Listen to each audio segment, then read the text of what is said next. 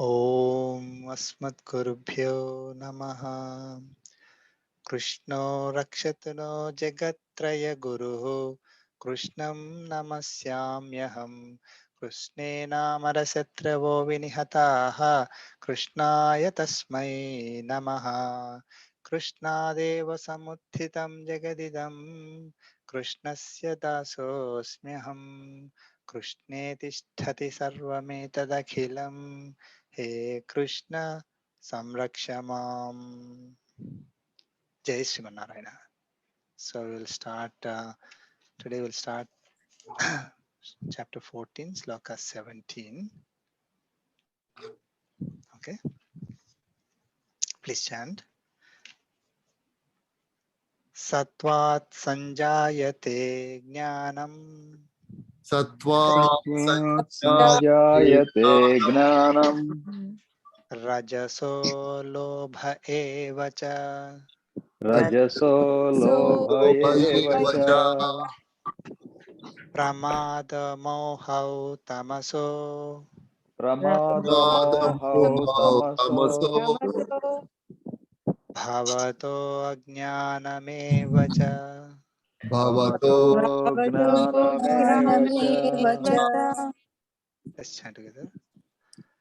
Sattva Sattva Sattva Sanjayate Sanjayate sanjayate gnanam Jnanam Rajaso rajaso lobha Lobha evacha Evacha pramada Pramada Mohau mohau Tamaso bhavato Bhavato gnanamevacha Ajnanamevacha.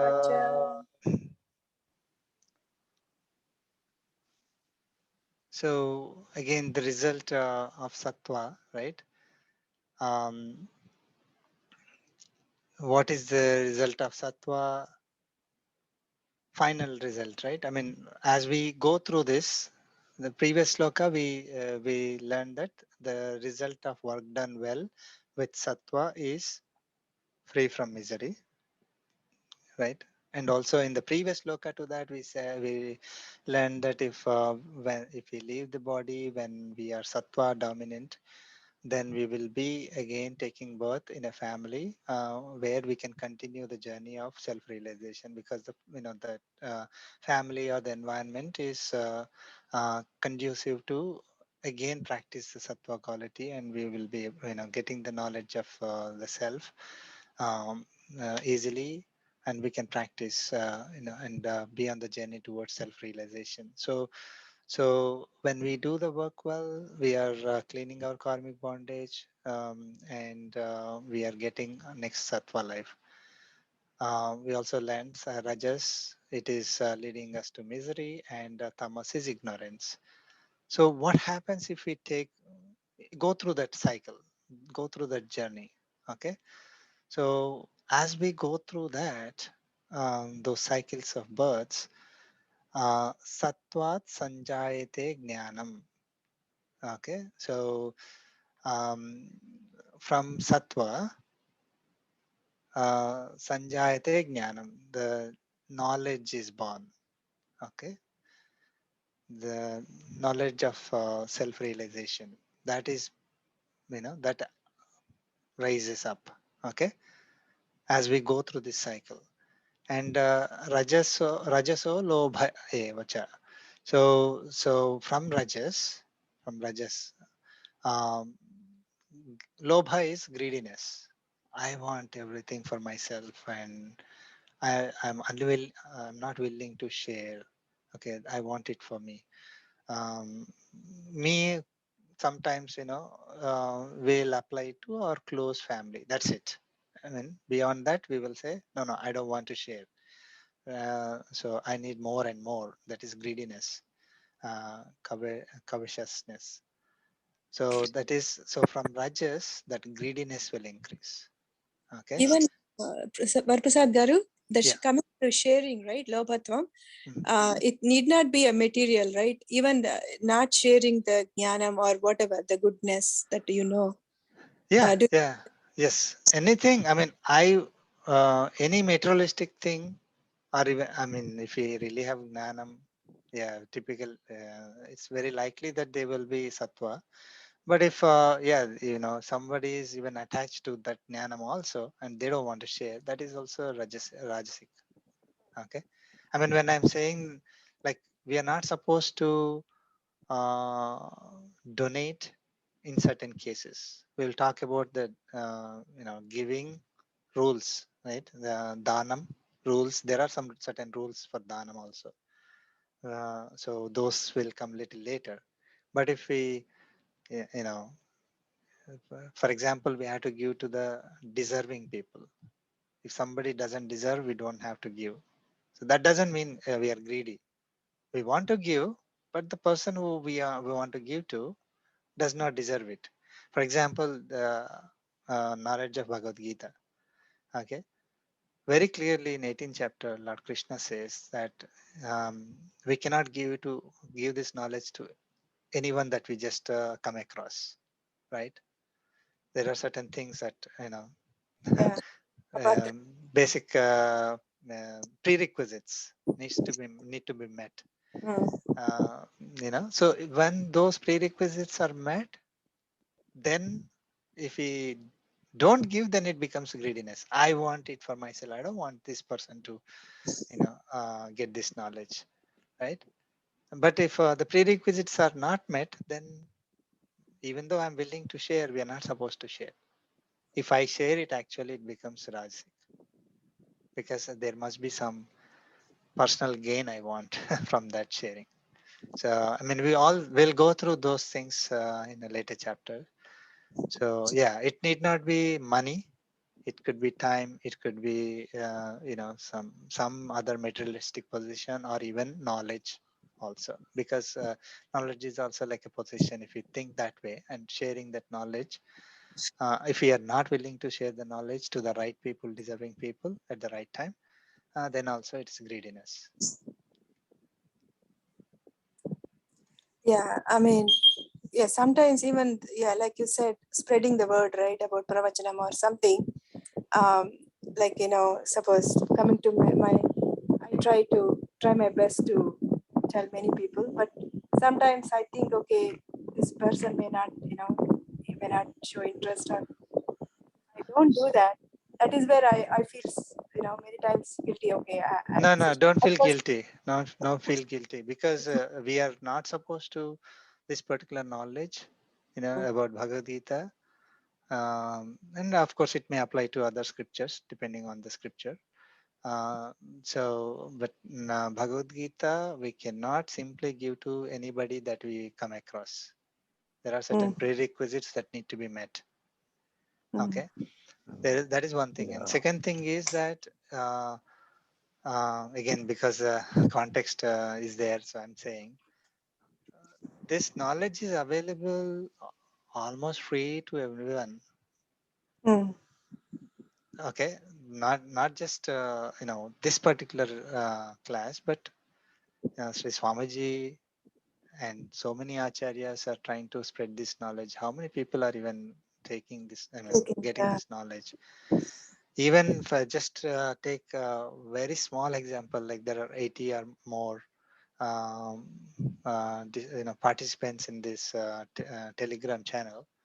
How many people are even opening the recording? Of course, let us say they are busy during the time the class is there. I mean, the satsang is there, but not many people are even opening it. Okay, right. Mm, so they're not even. They don't have that. The inclination towards. Okay, I want to learn. Okay, I want to understand this. This is a great knowledge. See, if there is $1 million uh, lying on the road, how many people will just walk away from that? Just tell me. Like, people are walking, okay, on the road, and there's a bag of dollars. It's there. Will anybody walk from that?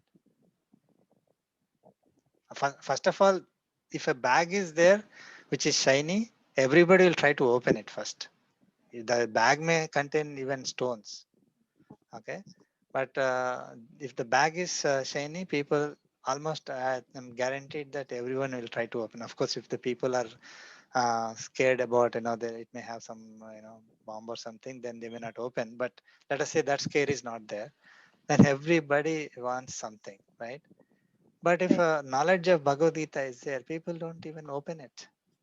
So why? I mean, they don't understand the greatness, importance, and what Lord Krishna says is that very clearly. If people are not interested, people, they um, again we'll go through those prerequisites. We already went through that in the previous, like Lord Krishna, when he waited his entire life to give this knowledge. He could not find a single person who was fit to get this knowledge. Finally, he found Arjuna. And when at the time he started giving this knowledge to Arjuna, he said, "You are the one who is willing to listen. You are the one who is showing that inclination towards getting this knowledge. So that's why I'm giving it to you." So uh, even Lord Krishna didn't give it freely to anybody. Just even though he was willing to share. So he was looking for the inclination from somebody who, I surrender to you. I want to get this knowledge. I want to go to a higher state, right? Yeah. So then we can definitely give this. So Yeah. don't One feel more. guilty. Yeah, go ahead. Sorry. No, having been teaching yoga for a few years now, I would like to share my experience too. One thing in spiritual practices, I think, in my experience, first we have to be careful not to get disturbed ourselves, right? So sometimes what happens, the people who don't understand this, they're in a different plane of consciousness or awareness, let us say. So if we try to, talk to them, there could be, things um, that may disturb you mentally. So eventually you become so strong, it doesn't matter, right? So yeah, so it is extremely important for us in these practices to first protect our practice. If you go on, helping people, let's say, calling people or encouraging them to join, I mean, we can definitely let them know that there is a program going on, but it's not really neither our responsibility nor suggested practice that we educate them. We bring them to the table and we call them and please join today. I think those things we have to be careful. That's my learning too in the past few years. Out of sattvic mind, you may try to do it, but we have to be careful. And just I wanted to share it. Thank you. Yeah, that's great, Andy. Thank you. Good question.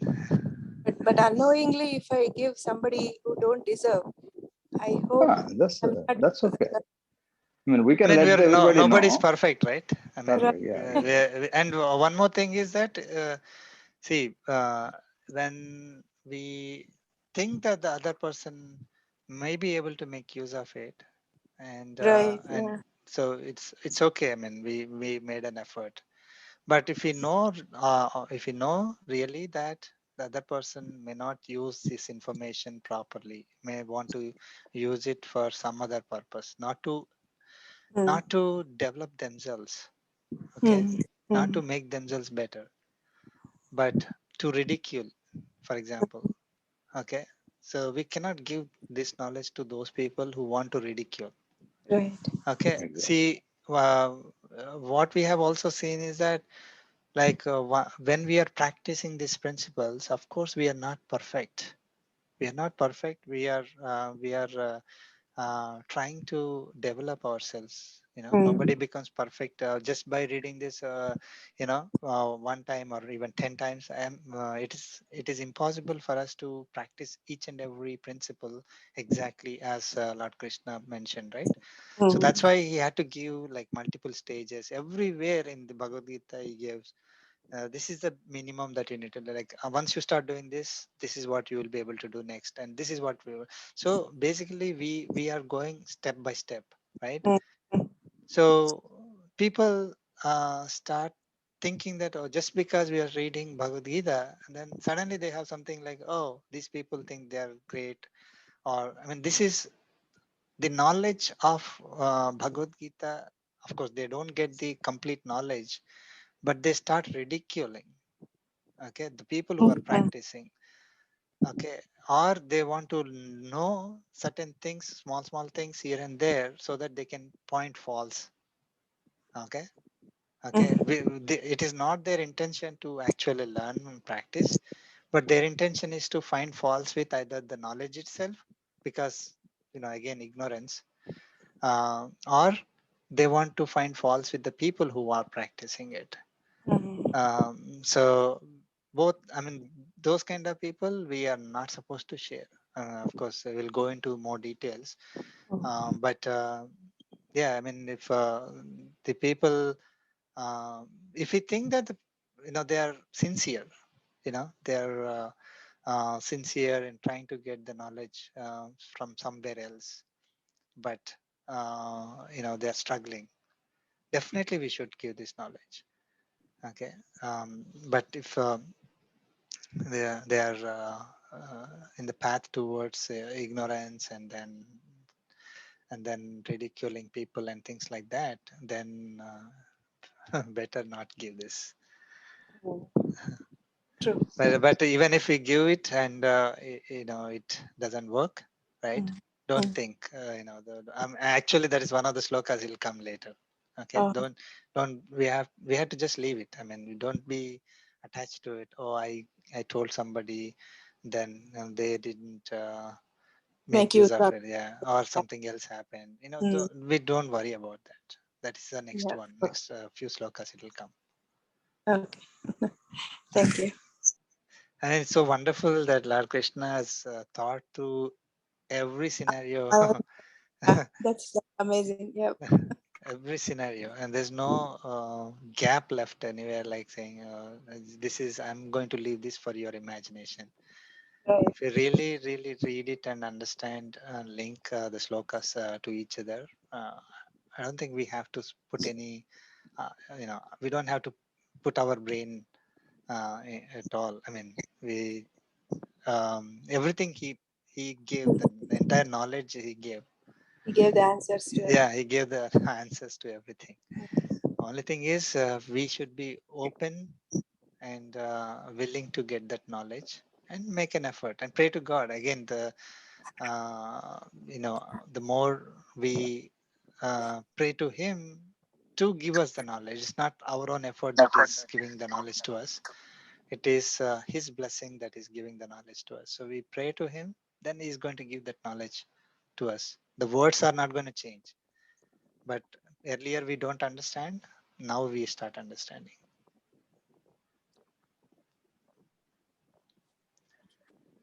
Okay, so pramada moho tamasaha bhavatah ajnanamevacha. So from tamasaha, from tamas, pramada moho bhavataha. So pramada, we understood that it is inattention, carelessness, lack, not focusing, right? Losing focus, not a danger or accident. It is inattention. So that, and moha is delusion. So delusion is um, understanding completely opposite. Okay. So if the truth is, reality is something, then we understand completely opposite. Because when we do that, then we are under the delusion. Okay. So that is delusion. Um, like the purpose of a particular principle is one thing, and then if we have delusion, then we think that the purpose is something else, or we understand the opposite. Okay.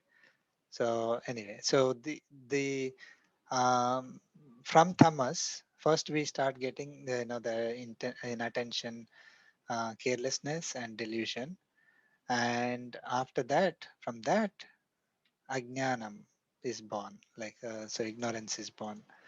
So again, if you see the main result, right, over a period of time, the main results are knowledge, greed. So knowledge, from sattva gives knowledge, rajas gives greediness, and tamas gives ignorance. Okay.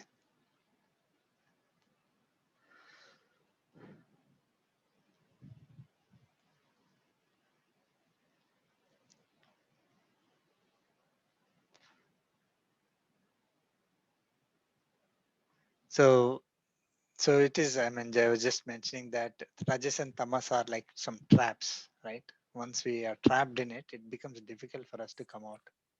You understand trap, right? Like get into some kind of a net. I mean, it is difficult to come out by ourselves, no matter how much effort we put. So we should not get into this trap. Okay, Rajas and Tamas.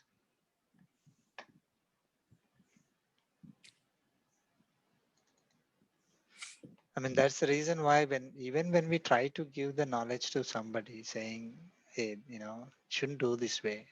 Whatever you're doing is rajasic or tamasic. You will, it is not good for you in this life. It is not good for you in the next life. They don't listen.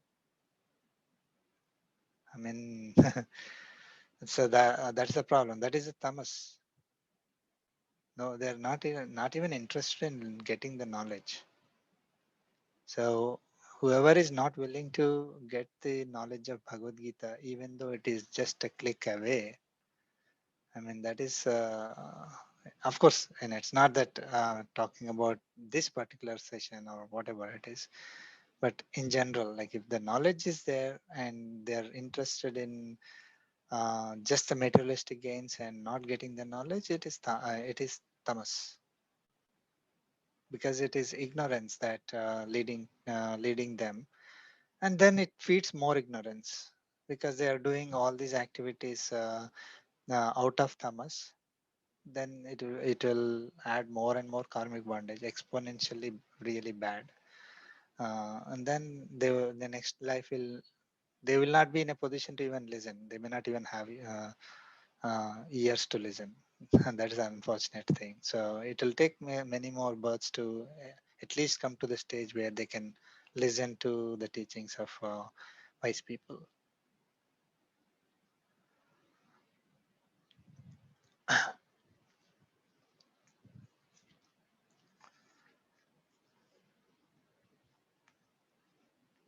Okay, Sloka 18. ऊर्ध्वं गच्छन्ति सत्त्वस्थाः ऊर्ध्वं ऊर्ध्वं गच्छन्ति सत्त्वस्तः मध्ये तिष्ठन्ति राजसाः मध्ये तिष्ठन्ति राजसाः जघन्यगुणवृत्तिस्थाः जघन्यगुणवृत्तिस्थाः अधो गच्छन्ति तामसाः. अधो गच्छन्ति तामसाः Together. ऊर्ध्वं ऊर्ध्वं गच्छन्ति गच्छन्ति सत्त्वस्थाः सत्त्वस्ताः मध्ये मध्ये तिष्ठन्ति राजसाः जघन्यगुणवृत्तिस्थाः अधो अधो गच्छन्ति गच्छन्ति तामसाः So Lord Krishna is saying, so what happens when they go through these cycles? So sattva dominant quality in several births over a period of several births. What happens? Rajas quality over a period of several. Um, we want to see the result of sattva quality over a period of births. So that's what he's giving here. So urdhvam gachanti sattvasthaha. So those who are having the sattva dominance, who are established in sattvasthaha, urdhvam gachanti, they go upwards. Okay, urdhvam gachanti means they won't get the wings to fly, but they will go upwards in terms of their births. Okay, because they are every time, as I mentioned, like it's a positive feedback loop. So they are cleaning their karmic bondage. They are getting more and more self realization. It becomes, they take another birth where they can practice even more of that. They clean more of their karmic bondage, and so they're always going upwards. Okay, so they take higher and higher births, and they are on the right path towards self-realization and God realization. What happens to Rajasic people? Um, those who reside in Rajas, Rajasaha, Tishtanti, Madhye Tishtanti. So they are, they stay in the middle. They are always in that, like getting a birth, working towards they have some desires. They work to fulfill their desires, get the results, enjoy the results, good or bad, and then die, and then take another birth, again go through the same thing. Okay, so uh, they don't have ignorance. Okay, they're doing the activities, they're doing their duties, but with the uh, expectation of results. They may be even, then they are even very devoted. Okay, they are the first category of people, you can say, the ardhardi, right? So they are, they, I want to enjoy, I want possessions, and then I work towards it, get the result, and then enjoy the result. I want more possessions. So like that, it will continue. So God is so graciously giving them, okay, you want more and more, materialistic pleasures, fine. You get another body where you can enjoy materialistic pleasures again. Of course, the more bodies we get, the more likely that we are getting more and more karmic bondage. It becomes more and more difficult for us to be on the path towards self-realization. Okay, so that's why it is staying in the middle. They don't go up and they don't go down. Okay, then the third category is tamas, right? So what happens to tamasic people? Jaghanya guna vrittisthaha adho gachanti tamasaha. So, so these tamasic people, jaghanya guna vrittisthaha, what do? They're doing all despicable, really vile activities. I mean, they are full of ignorance. Okay, if the scripture says something, they do opposite. If somebody says, do this is the right way to do it, then say, why should I do it in this way? I will do it in the opposite way. Okay, they they only see the result. Yeah, the result may be good according to them. So that they may be driven by the same kind of desires that the Rajasic people may have. Like they are always looking for their self in the sense body. They don't know body is different from the Atma. So they are not body. They don't know. So they think, okay, whatever makes my body happy, okay, I should do that. So then what happens? You can take any shortcuts we want. We can enjoy in whatever way we want. Okay, doesn't have to be whatever according to scriptures, according to our duties, dharma. All that will be put aside because they don't want to really go through any of those things. Whatever comes to my mind, I will do it. Okay. Uh, so it is all ignorance. They will take hands, they'll take things into their own hands and then they will do whatever they want. What happens is because of that, take, they will go downwards. That means they'll take lower births. So our acharyas have given that taking lower births means so first they will start getting like lowest condition towards lowest condition of humanity. See, some things that we need to understand here. This knowledge is for us, right? I mean, So what happens to an animal, what happens to a worm or an insect, that is not, that is not our, our goal.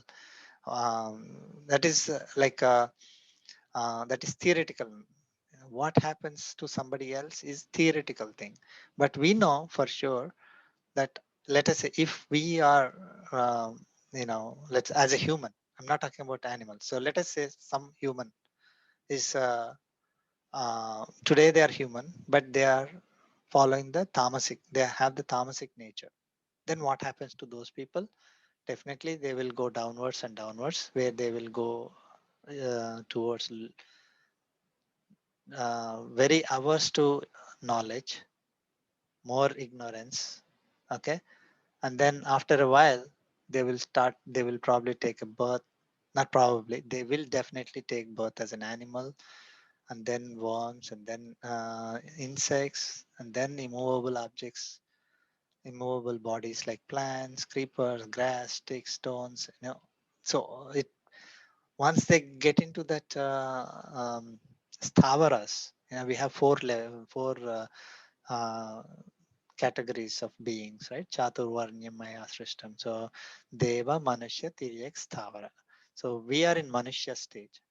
So we have the possibility of going upwards. So we take the knowledge that is given in Bhagavad Gita and other scriptures.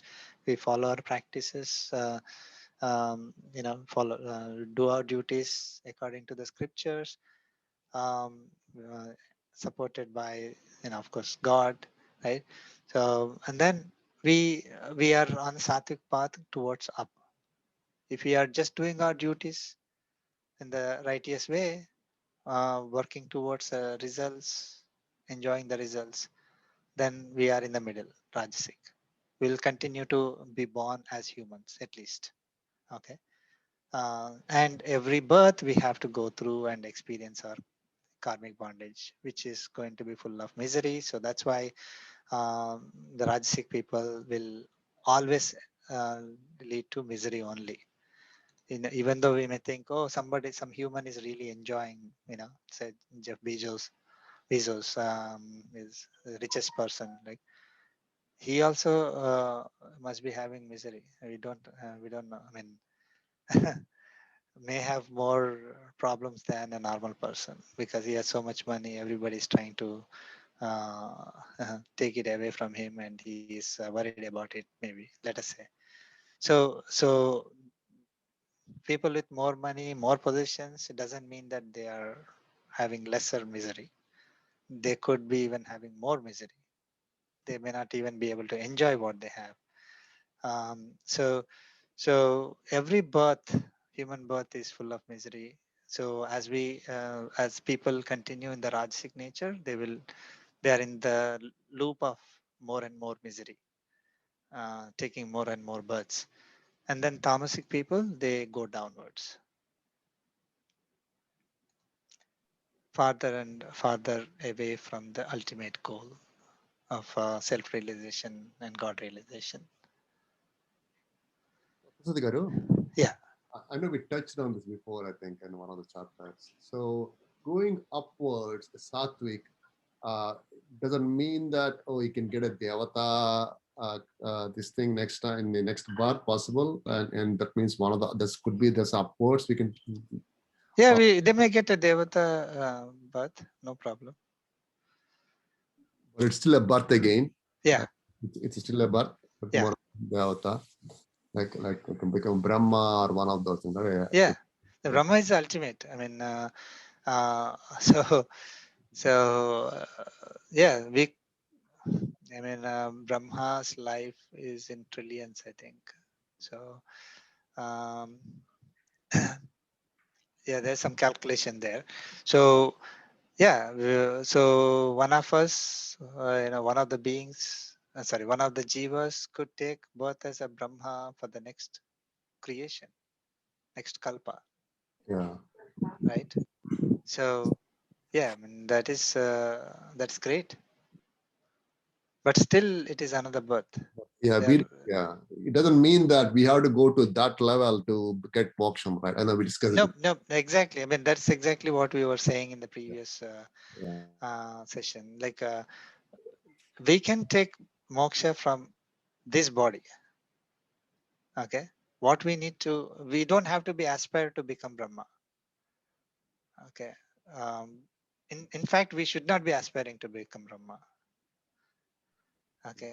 It's a We busy should life. be aspiring to get liberation only directly. Yeah.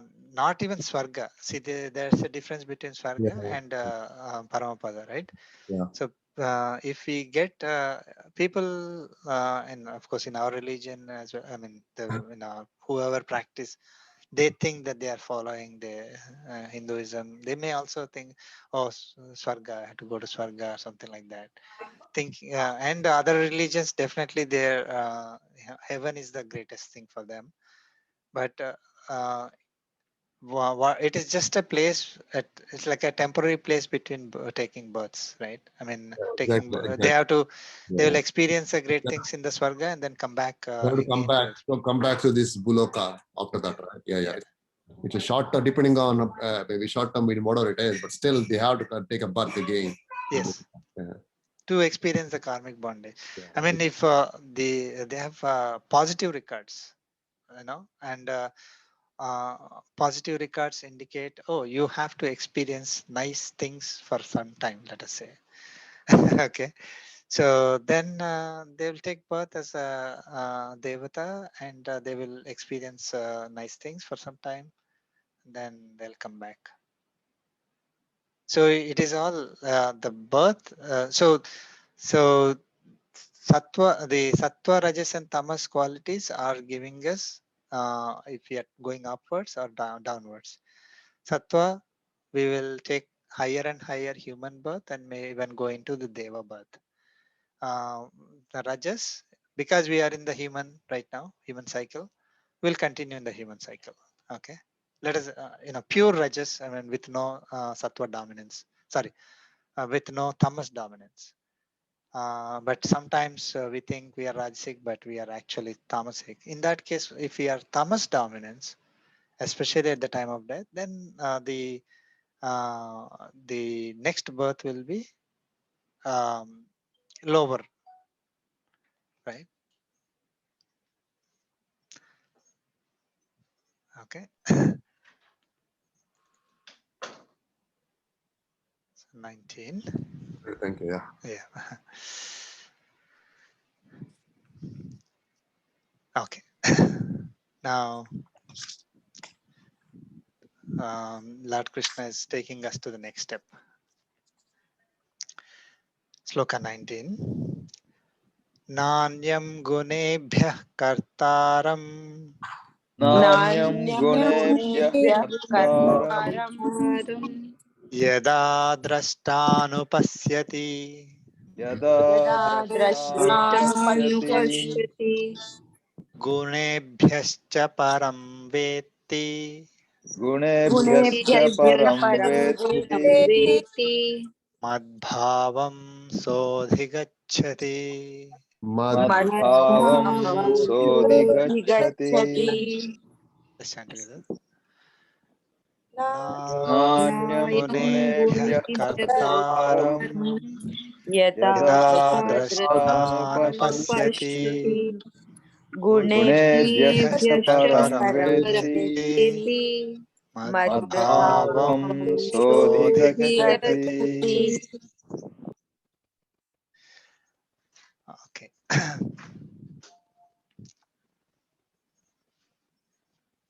So we know the results of sattva dominance, rajas dominance, and tamas dominance. Okay. So after we know that, okay, obviously we want to be in sattvic dominant category, right? So we want to develop sattva. We want to be established in sattva, especially at the time of leaving the body. So right. So what Lord Krishna is saying in this sloka is, Nanyam gunebhyah kartaram yada drashta anupasyati. Okay. So drashta. So if you know the seer. Okay, drashta is the seer. That means the one who is enlightened, one who has the knowledge of Atma. You know, we are on the path towards self-realization. So yada drashta anupasyati, yada when this drashta, the person who is who is on the path towards self-realization, who has the right knowledge, who is established in sattva, anupasyati, when they perceive. Okay, but what do they perceive is the negative here. Na anyam gunebhya kartaram. Okay, there is nothing else other than guna. Okay, as a doer. So what I am saying is that there is nothing else other than guna as a doer. That means I do not see, I do not perceive that anything other than gunas as a doer. That means only gunas Are the doer. are the Gunas are the one doer. I mean, influence. yeah. So other than gunas are not the doer means gunas are the doer. Gunas are the agent. Meaning, okay, the influence. Yeah. So when the drashta, when and because we are talking about sattva, rajas, and tamas, we can say that drashta is a sattvic person, sattva dominant quality, sattva quality dominant person, right? So that when that drashta does not see anything other than guna as the doer, okay. So whatever activities are happening, they are because of the gunas only, which is one of the previous slokas. But here again, Lord Krishna is repeating that, right? So gunas are the doers. That's what the drashta will perceive. Gunebhyascha param vetti.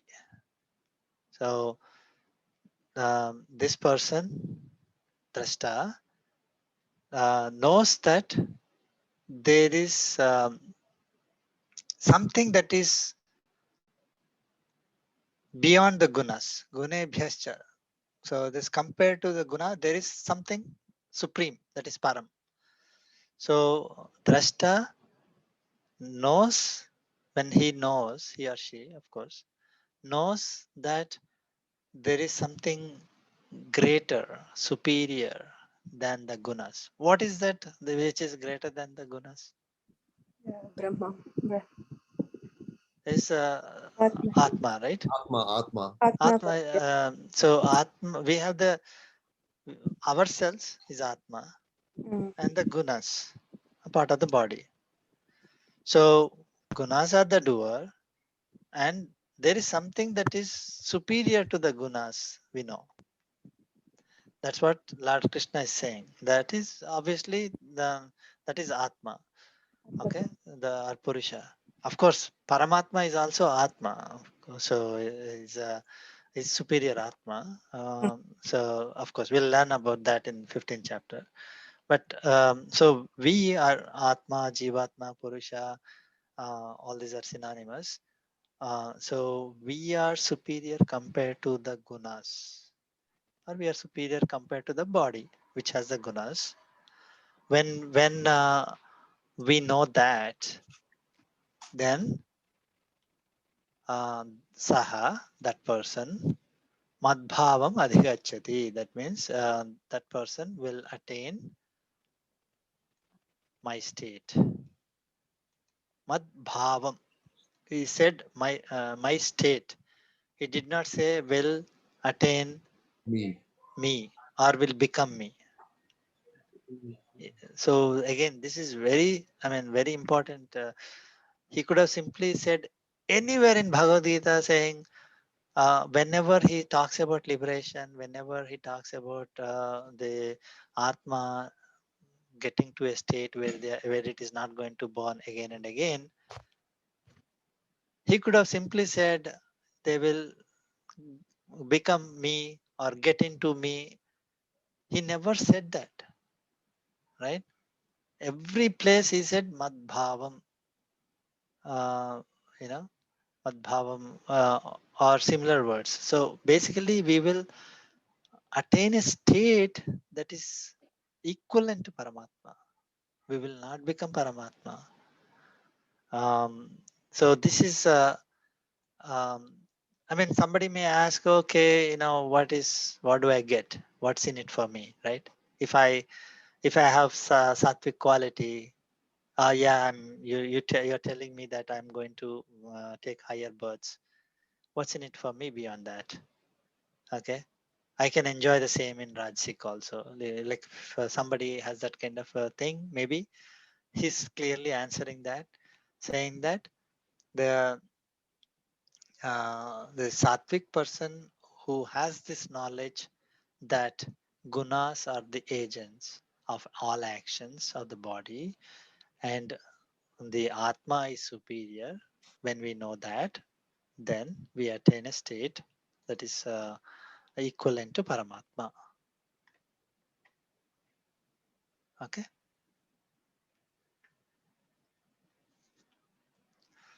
So we need to completely subdue Rajas and Tamas and be established in Sattva. Okay. That we can achieve it. So how do we become Sattvic? That is another topic altogether. So we are learning so far Sattva becomes Sattva, right? But of course, it will come later also. But primarily, you know, whatever food that we take in, if it is sattvic, you know, the food does not mean just for the stomach. Okay, whatever we eat through the mouth, not just that, but anything that we experience with our senses, that is the food, that has to be sattvic. Okay, and whatever actions we do, we need to do it as service to God without attachment to the actions or the results. So that is one. Then perceive that gunas alone are the agents of actions according to their inherent nature, and perceive that we are different. So we means the Atma or self or Jivatma is we are different from the matter. Okay. And we are not only we are different, we are superior compared to the gunas. So then we are on the right path towards reaching a state equivalent to God.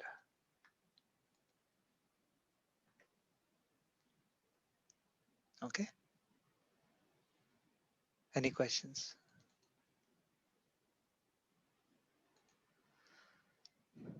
Varaprasad garu, in many places we get guna guneshu vartante.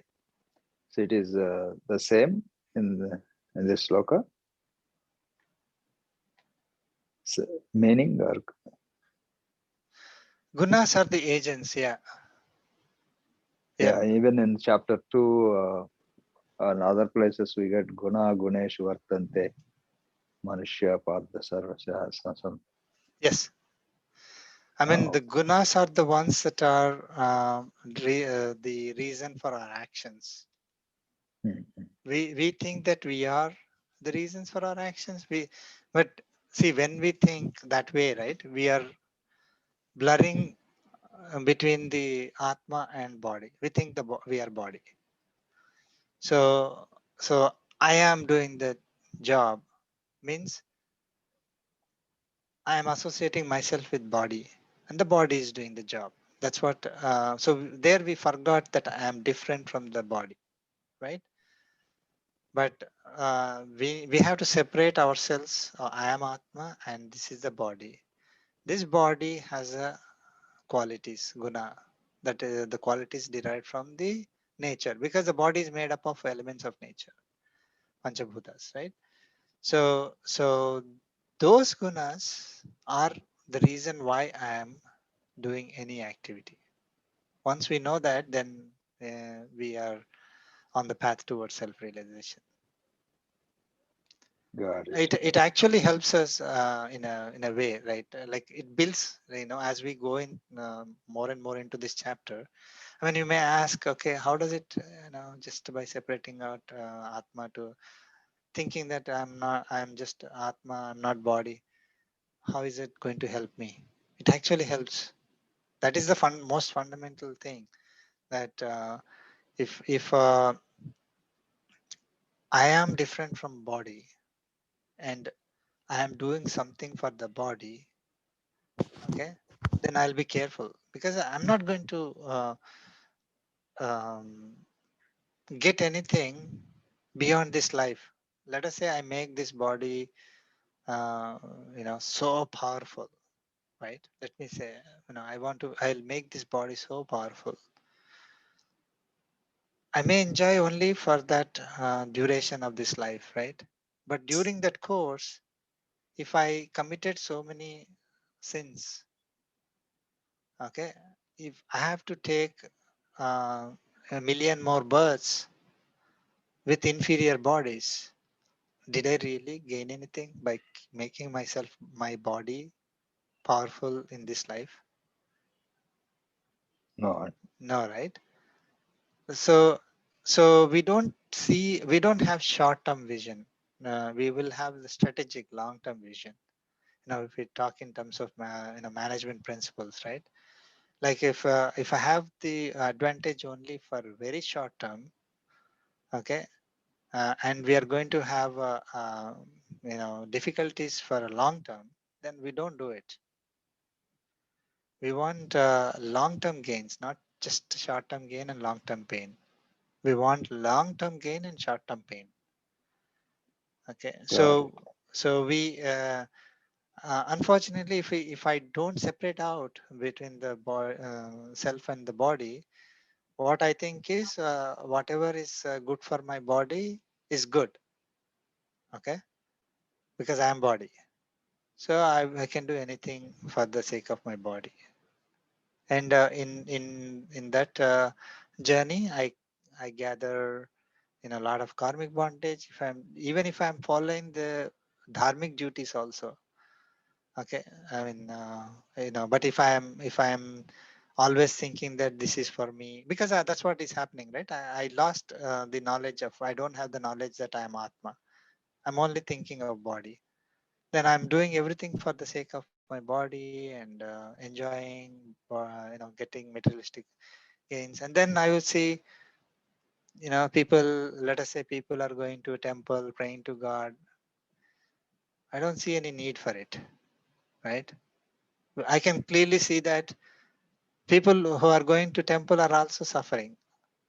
I'm enjoying my life without suffering.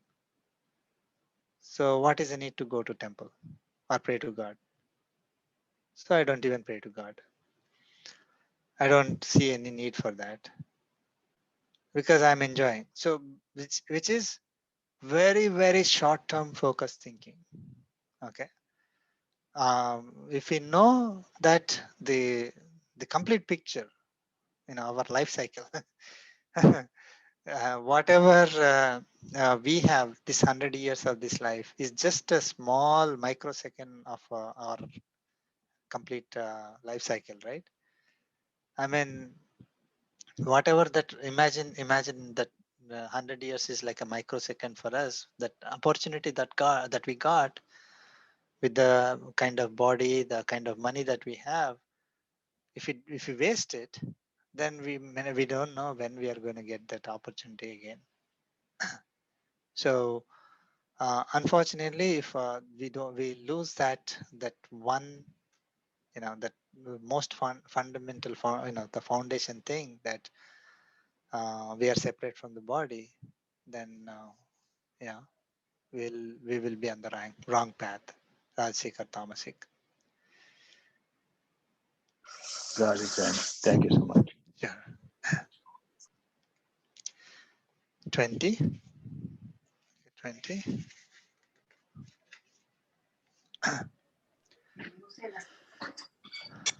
Gunan etanatityattrin Gunanyetanatītyattrīन् dehe deha samudbhavan. Dehe deha samudbhavan.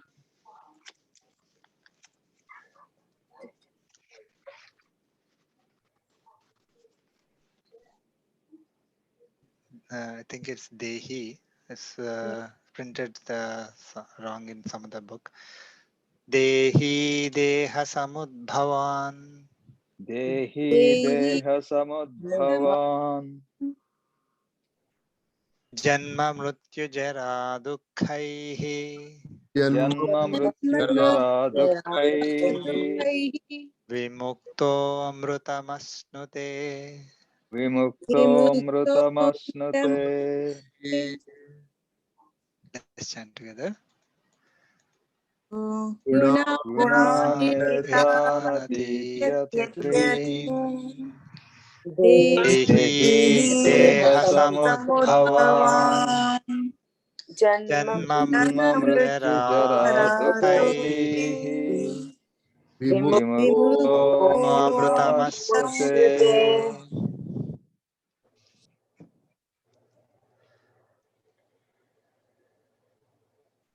So it's continuation of the previous sloka. So,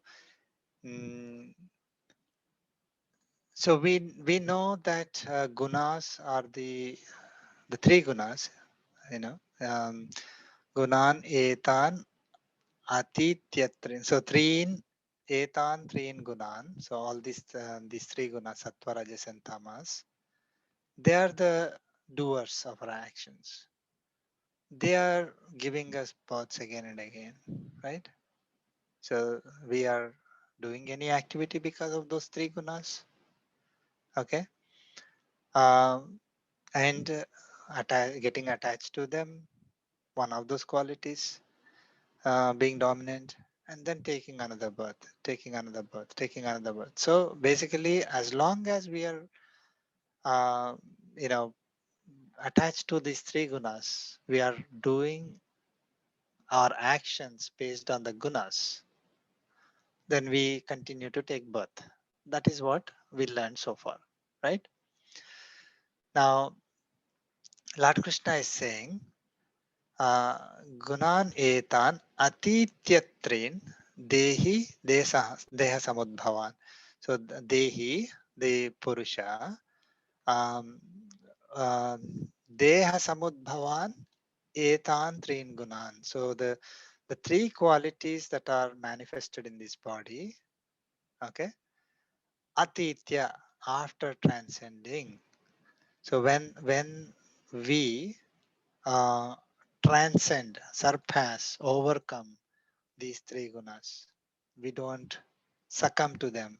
We don't. I mean, because today we are getting pulled into, we are getting trapped, right? I taught you like rajas and tamas are like traps. Of course, sattva is also kind of a trap, but it is a good trap. Rajas and tamas are really bad trap. Okay, tamas is the worst trap. Okay, so we get uh, trapped into it, then we are taking birth again and again. So if we overcome it, somehow we get out of it, the trap. That is atitya, after transcending, after surpassing, overcoming the effects of those three gunas, vimuktaha, from when we get, when this Purusha gets liberated, dehi vimuktaha, then what happens? Sorry, actually the other way.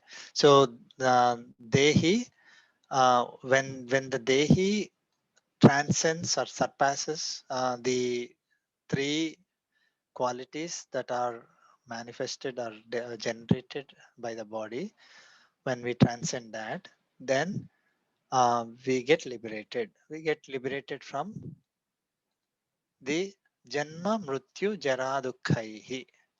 From the Janma is birth, Mrityu is death, Jara is old age, Dukkha means sorrows. So from the birth, death, old age that are associated with sorrows. Okay. I mean, every cycle, every birth is full of sorrows only. Okay. We are, you know, um, let us say the everybody has sorrows. That is becoming a baseline for us. In that sorrows, we are looking for small, small happiness. So when we get that small happiness, we are happy. But the baseline is sorrow only. We cannot avoid that. Nobody is, you know, can be free from old age, pains, health problems, losses, relationships, money problem. You can name a lot. I mean, even our abilities. We may have good ability to do anything when we are young.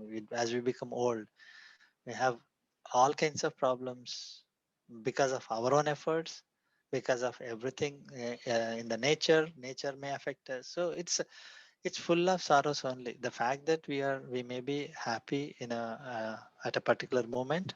Fortunately, God is so graceful that we are some kind of protected.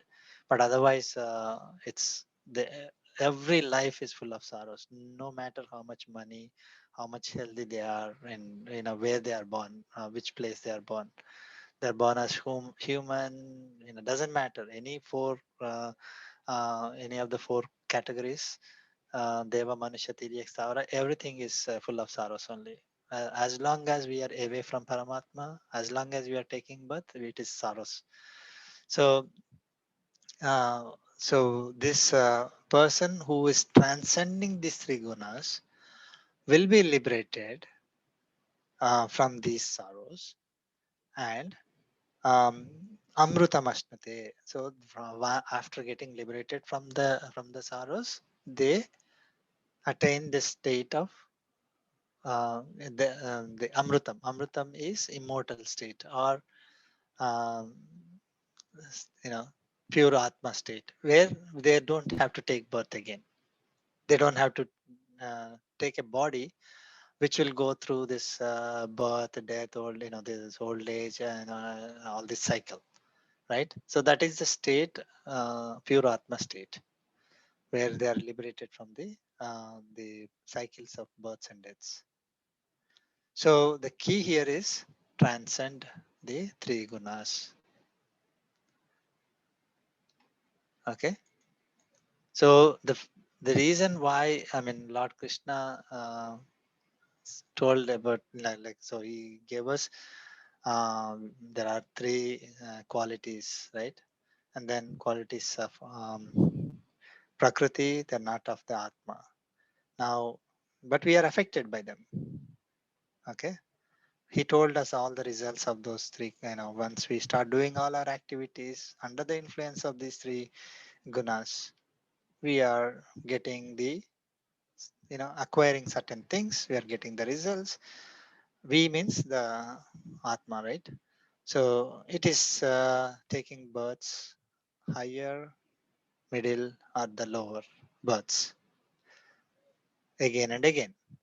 So once, but if we transcend, if we surpass these gunas, do not get under the influence of these three gunas, then we will be liberated and we will reach the state of um, Paramapada or liberation state or Mukti state.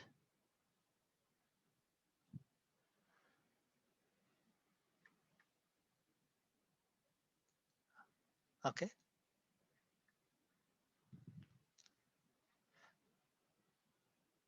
Any questions?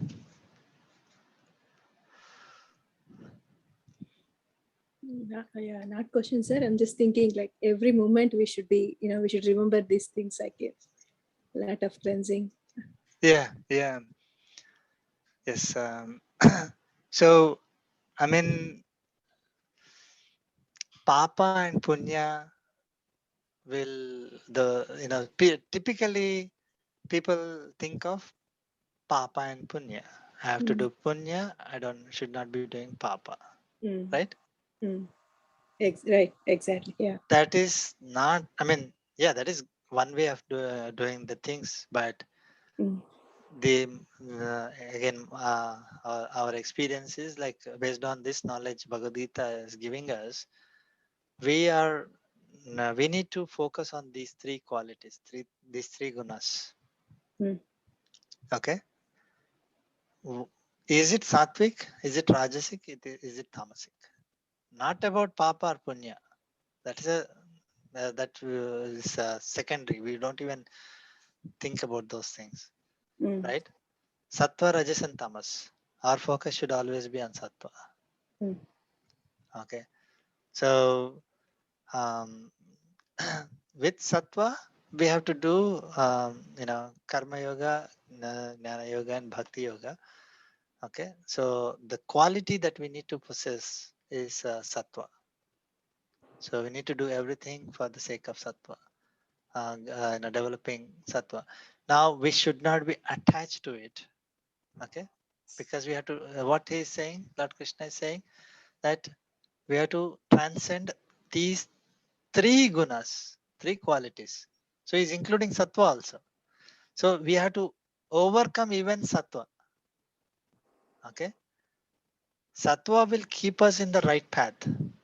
Mm. But with the knowledge of sattva, we should even overcome sattva.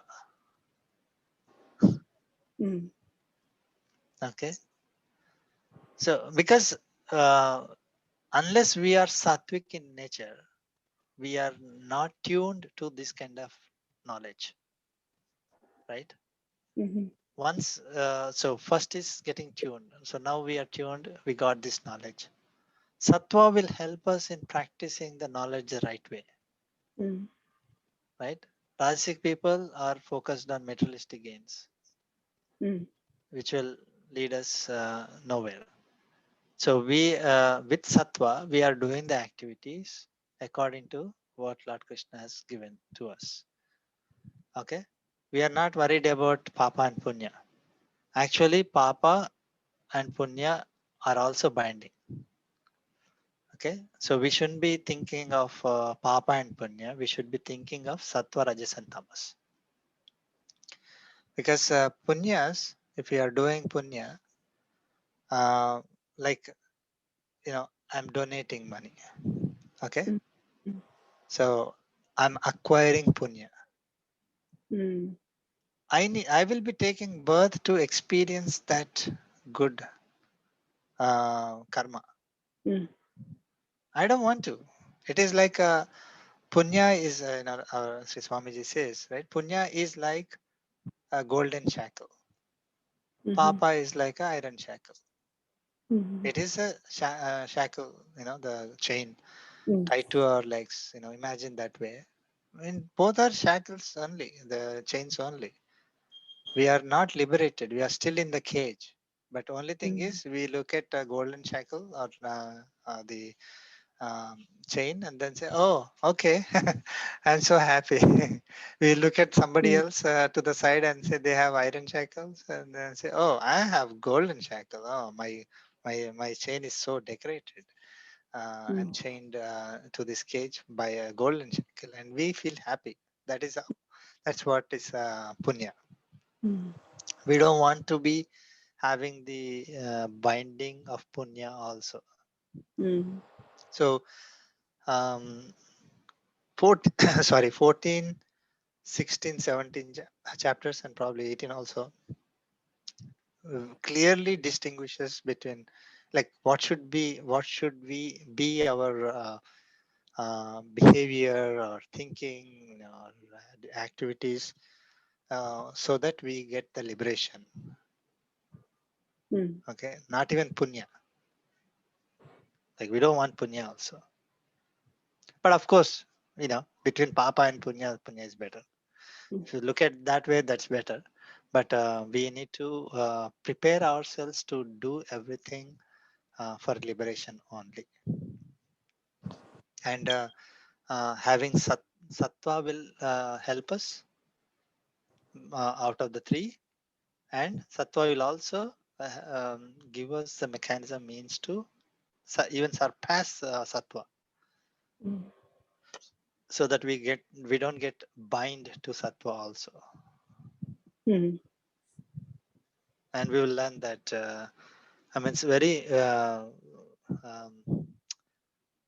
interesting and also very critical knowledge that how we can, while living in this world with all these qualities around us, right?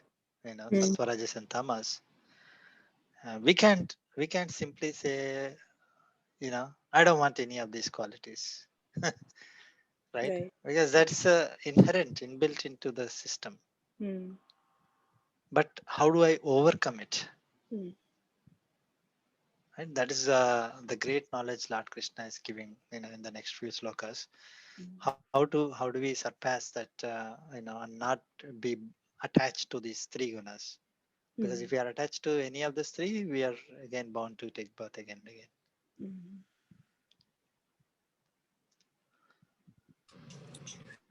21 So I have onwards, a yeah, go ahead. sorry, I have a question, right? So yeah, this is little bit yeah, everything I'm listening is a little bit overwhelming, right? Overcoming sattva, right? So I was like, okay, being try to be sattvic and then try to make that as your dominance nature, right? And then be in that path, right? So that itself is a big thing. I mean, that's what I'm thinking, right? I mean, or maybe that's how you want to be one, right? That's the future goal. I mean, that's the current goal and the ongoing goal, right? And Yeah. then now we are saying we need to overcome sattva. I'm like sort of demotivated, right, sir?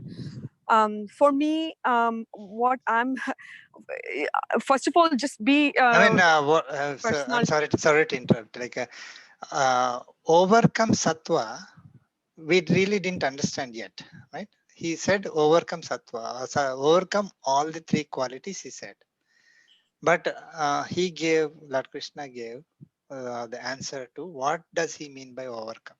So it is not like overwhelming. He gives like a detailed explanation of what we should be doing. What a person who overcame or who wants to overcome these three gunas, what kind of characteristics they should have, what kind of conduct they should have, or the behavior, or the nature they should have, and what should be the means to overcome. So actually, Lord Krishna, Arjuna, uh, as soon as this 20 is over, he actually asked, what does that mean? I mean, he got confused also. He asked, I mean, I stopped at 20, but 21 is immediately Arjuna is asking the question. Okay. So he's saying, by what internal characteristics one transcends these three qualities? What is his conduct? And by what means he transcends these three qualities? So if you understand this, it is good, right? I mean, we know exactly what he means by overcoming or transcending these three qualities, or not Yeah. getting under the influence of three qualities. So Lord Krishna did not leave it saying that, oh, don't even do sattvic activities also. He didn't say that. Okay. So, um, I mean, develop the quality of sattva um, compared to rajas and tamas. Okay. Be sattva dominant. Okay. That should be our goal, first goal. Okay. While we are sattva dominant, we have to overcome the three gunas. What does it mean by that? So that is what we need to learn in the next uh, 5-6 slokas. Yeah, I'm looking forward to it, sir. yeah, so I just wanted to complete a little bit, Sure. right? So some for some reason, right, either way, no matter what, right, it will pull, right? I mean, our characteristics are such that, and then our living condition is such that and that's what we signed up, right? I mean, at least see, if I knew all those things, I wouldn't have fallen in this trap at all of everything, right? Then you have a family, you get attached to the family, and then you want so much for the kids, and so not about money, right? Just everything. But if you're asking for like they have to be very successful in life, and what does that definition mean, right? If, for example, if my son comes and tells me, listen, mom, I don't think I want to do anything. Of course, I went to great college, but now I want to give up everything and become sannyasi, right? And then, me being in this. Me being in this path already, right? I should be able to accept that. Okay, you know what? Yeah, I couldn't be the one, like, because I didn't have the knowledge. But now that I have knowledge, I will allow my son to follow what he wants. Really, right? He wants to renounce. Okay, let him go ahead with that, right? I don't think I'm ready, right, sir? Um, Yeah, it is so what difficult. It is difficult. Yeah, I I know. I mean, that understand. means I'm in a tamas state. I don't even qualify to be in rajas, right? Because I'm shattering someone else's dream. Okay, then even if he like surpasses whatever, and then he goes follows his dream, I'm like half and half happy, right? Because I'm seeing my other friends. Oh, my son got a job somewhere, right? I'm thinking, oh my goodness, why did my son become like this, right? Because again, I'm trying to attach everything to materialistic life. Okay, he should have gotten married. I should have had a grandchild. So I'm Thomas. Bottom line, I'm Thomas, right? There's nothing in between. That's how I personally feel. And then that's another thing, right? The other scale of thinking of mine is until you renounce, really, right?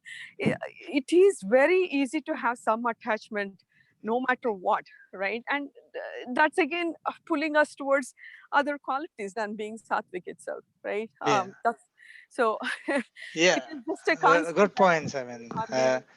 so first and foremost thing is that when we are getting this knowledge, okay, uh, we we think we understand, we think we will practice, we think we are practicing, but mostly, again, because it is so difficult, it is like we want other people to practice, not us. So people around us should be practicing this, not in our family. So let us say you gave an example of your family, right? But uh, when I am taking as an individual person, I learned all these things. I want to renounce everything. Um, Sorry, I know it is good to renounce everything. Okay, but I don't want to apply it to myself because that karmic vasanas are still pulling me down. Okay, or I'm not putting much effort to renounce everything. Okay, but at the same time, when you see somebody else around us, when we see somebody around us, we think, hey, why this guy is not renouncing everything? Why is this guy is having the greediness? Why this guy is having this rajasic thing or tamasic thing? So we kind of when we get this knowledge, with when it comes to us, we have difficulty implementing it, but somehow we think that other people should be able to follow this knowledge, uh, because it is going to be beneficial for us. Obviously, if the other person is not having greediness, then it is going to benefit us, right? That's what we think. That is the first trap. So in case of let us say even ourselves, like I want to just let us say I want to take sannyasam. Let us say it is hard for me to do it. Okay, even though I know that this is a path to self-realization and also God realization, I'll renounce everything. Um, but of course, I know it is once we sign up for a duty, we have duties. Like I signed up for a duty, family duty. I cannot renounce it. If I just renounce and do something else, then it is running away from my duty. That is not advised. But let us say, even if I don't have those, those bindings, family bindings, still it is difficult for me.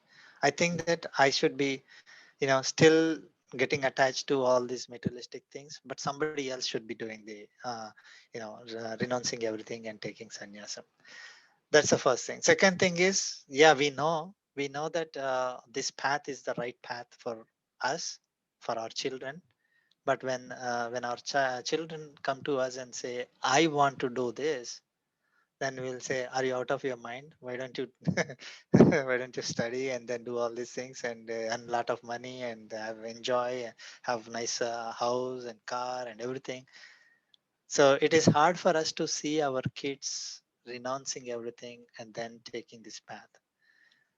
That is because again, we are not, we are not at the highest level of enlightenment. If we are really at that level of enlightenment, then when our child comes to us and says that I want to renounce everything and be on this path, then we will say yes. Actually, Sri Swamiji's example, right? He took sannyasam when he was very young, before marriage, and Sri Swamiji's mother accepted. It was so difficult. Other people wouldn't have accepted it. We have to be really enlightened, and Sri Swamiji's mother is so enlightened uh, that she was able to accept it and agree for the son to take the sannyasam. So then that's why, I mean, again, no fault, because we are all in this journey, right? Just by learning this, it doesn't mean that we will be able to practice all the principles on day one. It takes a lot of practice, lot of listening to wise people, acharyas, and practice, lot of practice. Only after that, some of those things will become easy for us. Difficult things, there are easy things like, okay, sattvic food, we can start taking, listening to lectures of Sri Swamiji or other acharyas. Yes, we can do that. So that's why Lord Krishna clearly said, uh, you know there are steps for us to take. First step is this, second step is that, like even 12th chapter he gave the steps, 13th chapter he gave the steps. So we start at the lowest level and we go upwards, and nothing wrong with it. And Lord Krishna clearly knows that you know we will not get everything on day one. He's there to support us. We just have to continue in our effort. Completely agree with you. I mean, it's but it is, don't take it as demotivating, uh, because it's only hard, and it takes probably several lifetimes. That's why we are not talking about one lifetime here. Okay, we are talking several lifetimes to come. And that's why we need to develop sattvic quality and be sattvic at the time of leaving this body. Okay, so we shouldn't be under the impression that I did so great, I learned everything, and I will be getting liberation. I don't have to worry about next lives. So Sir, I have a question. sure, sure. So I'm not sure if that it makes I mean, is it logical? Me asking this. You mentioned earlier that we should not get into the trap of punya and papam, but Mhm. our focus should be definitely different. But I'm still going to that. So, and you also mentioned that punyam is better than papam. Yeah. So I have a question uh, like if someone does punyam, so you, as per what you have been saying, I understand that it helps you, it helps the punyam get transferred into better happiness, maybe in the materialistic life. Yeah. But does it even help into, if you do some punyam in, like, it takes you into god service or spirituality, does it get transferred there too, or they're totally different, or there is no logic in this? Punyam, having punyam basically means that you will not have the difficulties, like, I mean, just you know um, for example, we don't have to worry whether food will be on the table or not, right? We are having good health. Yeah. Let us say we are able to enjoy the things that we like.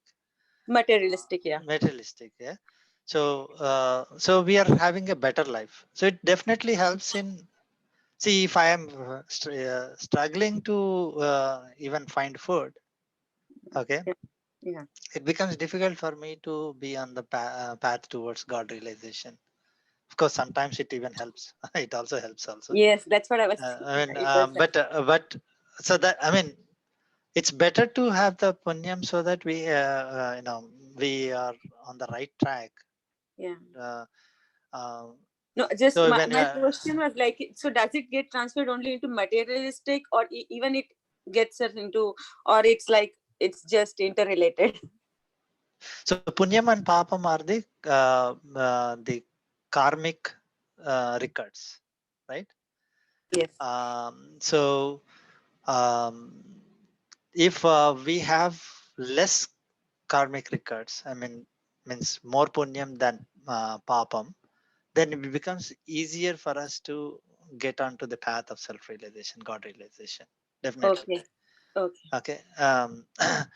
So, but it does not directly, uh, lead us that way. Like we could be having a lot of punyam, and we let us say this life we want to follow tamasic, behavior, tamasic quality. Okay. Okay. So that's one thing. See, what is written versus what is our will? Is there any, that's a actually, we are over time, but like people may say that it's already written. This is how it is. I cannot change, right? Yeah. Uh, do I have any? Do I have the flexibility or control on myself? Hmm. Can I change myself? So Yeah. who has control? Is God already wrote something for me? Like Brahma wrote whatever is going to happen in this life. Like whether I want to read Bhagavad Gita or not, is already written there. Okay, Yeah. let us say. So somebody is not coming to this class or listening to the Bhagavad Gita lectures online or whatever, thinking that, oh, it's already written. It's not going to happen for me. Okay, is that the right logic? No. Do we have the will? I mean, will our will also control ourselves? Like, do we have any um, will our will work? We should be able to control ourselves and make Yeah, decisions. yeah, exactly. So this qualities, right? Definitely our will. Okay, it Yeah. is not. So we can whatever stage we may be in. Mm. Okay, we can definitely move towards once we have this knowledge. We put an effort, we can go upwards. Okay, Yes. once if we are in the tamasic environment, it becomes difficult to go from tamasic to rajasic to sattvic. Yes. However, our will definitely counts. Okay, Yeah. so we Yes. have the power to change ourselves, Yeah. but we do not have the power to change whatever has happened in the past. Yes. So those are the karmic records, the karmic records that we need to enjoy. So in the past, we had 3 punya records and 5 papa records, let us say. Okay. Yes. Yes. So those need to be experienced in this life. Those 3 plus 5, 8 records we have to go through. We cannot Yes. change it. Yeah. We can get protection if we are surrendering to God. Yeah. And that protection possible, not possible as we wish, according to God's blessings. But definitely we can try to protect ourselves by praying to God, Yes. but we cannot change it. That's bound to happen. Then the other thing is what we have to do in future. What happens to our future? Our Yeah. future is uh, in our control. In our control, in the sense that we cannot say that I am doing it by myself. I have full control. If we have the sattvic quality, dominant quality, if we have the right knowledge, we will say we will surrender to God and say that, God, support me in this. I want to be liberated. Okay. Yes. Support Yes. me in this journey. Okay. Yes. I will not do it myself. One of the things that, it also came is that, do we have to pray to God and ask him something? Okay. That also we answered in one of the previous sessions. That, I mean, it is not like a desire that we want fulfill from, we want God to fulfill. That is again Rajasic. Okay, I want a car, I want this, I want that, I want a job, I want visa, I want money, health, whatever. That is like the desire for this body. Yes. Okay, but if I am want to do something as service to God, okay, Yes. then for that purpose, I need support from God. I realize that I cannot do it by myself, right? Yes. So I need to pray to God to support me. I can't just assume that, oh, he will help me. Whether Yes.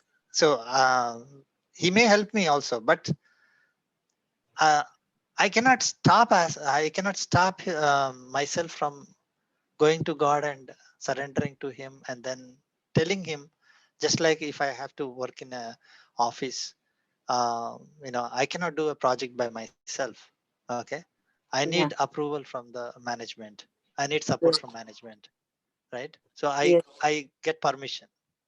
I will be the one who will be doing the work, but without them, I cannot do it. So I get permission. Like that, here also, I get permission. I ask for his support, and then we do it. Yeah. So each and every activity we can ask, or we can seek his permission and get his support to do it. And if Yes. we are not able to succeed in it, we can leave it. I mean, the result belongs to him. So whether we are successful or not successful is not our, um, not our Mm. problem. Basically, it's not because of our own efforts that we are either successful or not successful. We are only responsible for performing the duty, Yeah. always thinking that God is supporting us, and the Mm. result belongs to him, because he Yeah. is the one who is making us do it. We are just an instrument, and he's the one who is making our environment, everything around us, help us towards that particular result. So again, it belongs to him, and whatever result we get, we take it as a blessing from God, and we can experience it, no problem. Okay. Yes. Just a minute. Jai Srimanarayana. Okay, Andy. Any questions before we conclude? Any other questions?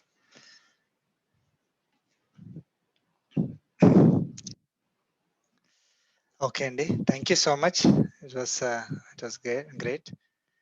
And with Sri Swamiji's blessings, we are able to continue, this journey. And hopefully, we'll conclude all 18 chapters by this Gita Jayanti of this year. Okay, hopefully, or even sooner than that, but at least hopefully latest by Gita Jayanti. That's what, again, praying to Sri Swamiji and Paramatma. Okay, we'll conclude with the concluding prayer.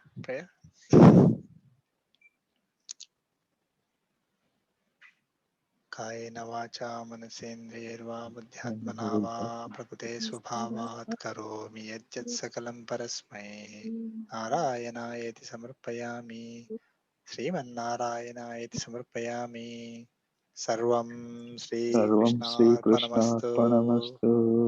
ॐ ॐ अस्मद्गुरुभ्यो अस्मद्गुरुभ्यो नमः नमः। जय श्रीमन्नारायण।